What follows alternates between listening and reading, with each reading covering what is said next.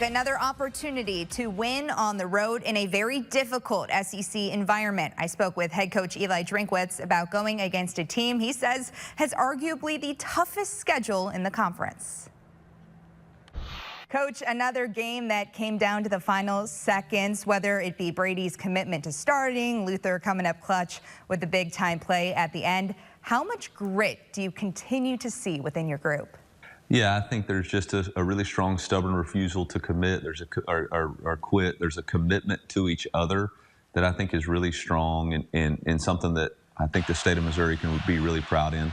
Obviously disappointed that we weren't able to make the plays in the final 1 minute to win the game. But we put ourselves in a position on the road to win in a very hostile environment, and hopefully that's something we can carry over this week. We're going to need that much more commitment and resolve and that much more playmaking ability in order to come out with a win in Starkville.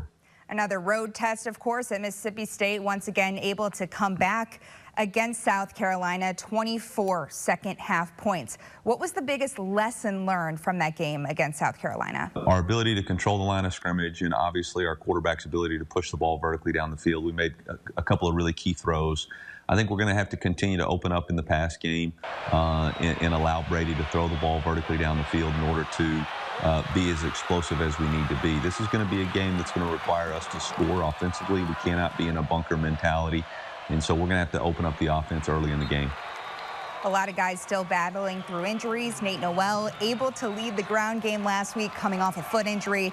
You mentioned Brady Cook's wrist wasn't 100%, but he still battled to start that game against USC. In fact, he turned in the 25th 200-yard passing performance of his career. What have you seen from those guys this week? Both of them are just trying to work their bodies back in and try to be as healthy as they can while getting the reps they need to be sharp. Those guys are living in the training room, and just appreciate their commitment to playing. And you talk about Brady Cook's commitment as well. He made it very clear. He only has a couple of games left for the Tigers. How impressed have you been with just his emotional ability to stay within this group and wanting to start?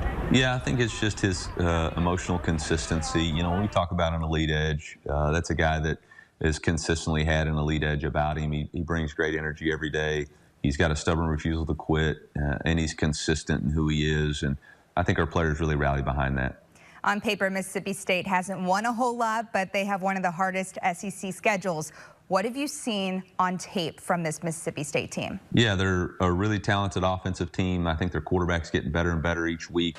They have a dynamic playmaker at wide receiver in Kevin Coleman, who's from St. Louis, played at St. Mary's High School. So they're a really dynamic offense. It's going to be a real challenge for us defensively in order to contain them, and it's going to be that much more important for us offensively to maximize our scoring opportunities in the red zone. Your quarterback has said it. His message is to finish the season strong. What do you have your eyes set on? Playing for each other, doing the best we can, stay present in the moment, and focus on finishing and fighting for the brotherhood. Thanks so much, Coach. Good luck. Thank you. MIZ.